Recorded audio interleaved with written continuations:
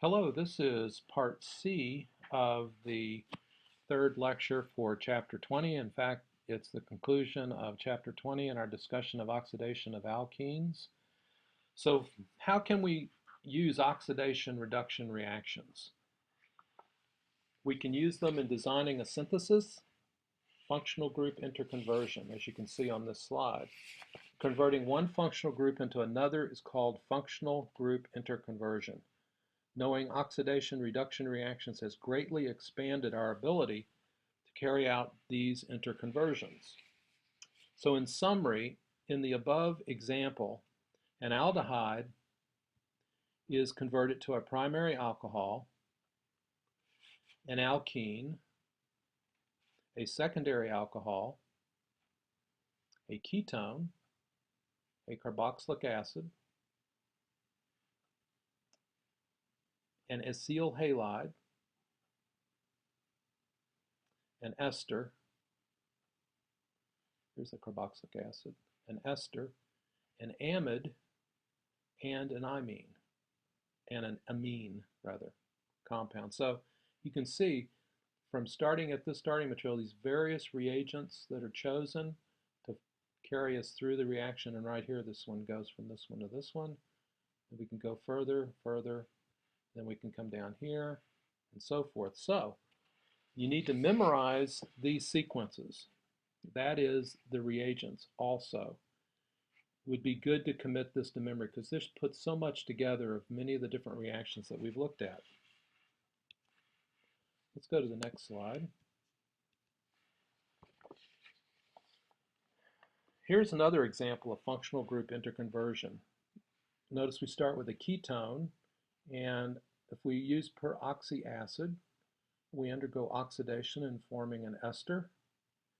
And if we use sodium borohydrate down this way, we undergo the formation of an alcohol.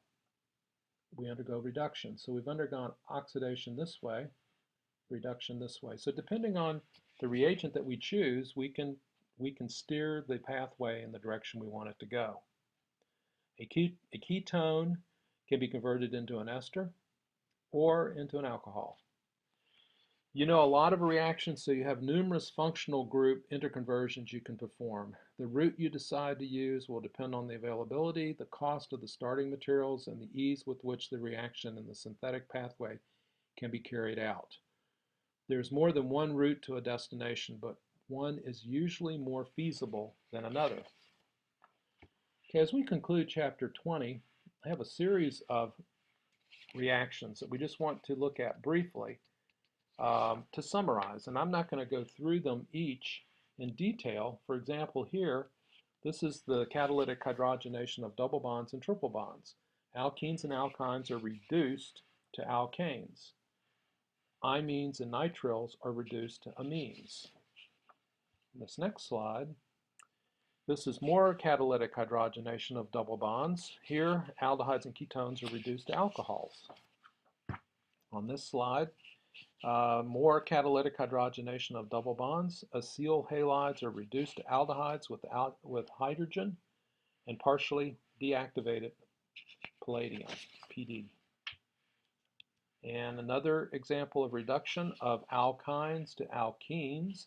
Alkynes are reduced to cis alkenes with hydrogen and the Lindlar catalyst. Alkynes are reduced to transalkenes with sodium and lithium in ammonia. So reduction, and here's more reduction. This is the reduction of a carbonyl compound with reagents that donate hydride ion. Aldehydes are reduced to primary alcohols with sodium borohydrate. This is reduction of carbonyl compounds with reagents that donate hydride ion. Ketones are reduced to secondary alcohols with sodium borohydrate. Again, another example of reduction of carbonyl compounds with reagents that donate the hydride ion. Acyl halides are reduced to primary alcohols with sodium borohydride. And again, here is the next summary reaction. Another example of reduction of carbonyl compounds with reagents that donate hydride ion. Carboxylic acids are reduced to primary alcohols with lithium aluminum hydride. And again, reduction of carbonyl compounds with reagents that donate the hydride ion. Esters are reduced. The ester is reduced to alcohols with lithium aluminum hydride. Another example of reduction of carbonyl compounds with reagents that donate the hydride ion. Amides are reduced to amines. Amide reduced to an amine with lithium aluminum hydride. And here we have reduction of carbonyl compounds with reagents that donate hydride ion. Esters are reduced to aldehydes and alcohols with diisobutyl aluminum hydride. And another reduction, here's the last example of reduction of carbonyl compounds with reagents that donate hydride ion. Acyl halides are reduced to aldehydes with lithium tritert butoxy aluminum hydride. Now, oxidation. Some of these we've seen today. The oxidations of alcohols at the top. Primary alcohols are oxidized to aldehydes or carboxylic acids. Secondary alcohols are oxidized to ketones, as you can see here, secondary and primary. Various oxidizing reagents are shown on that slide. Here's another example of oxidation of aldehydes. Aldehydes can be oxidized to carboxylic acids with chromic acid or Tollens reagent. And more oxidation of aldehydes. Aldehydes can be oxidized to carboxylic acids with peroxy acids. And let's see, here we go to the next slide. Actually, need to go back. Here's oxidation of ketones. Here's the ketone. Ketones are oxidized to esters and alcohols with peroxy acids. And now for this slide, the oxidation of alkenes. Alkenes are oxidized to ketones and aldehydes and or carboxylic acids with ozone and a reducing or oxidizing agent. Of course, we saw that earlier today.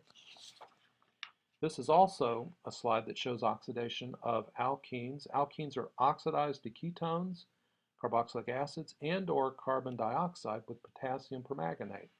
Now, of course, the CO2 is not shown because it's in the presence of a terminal double bond.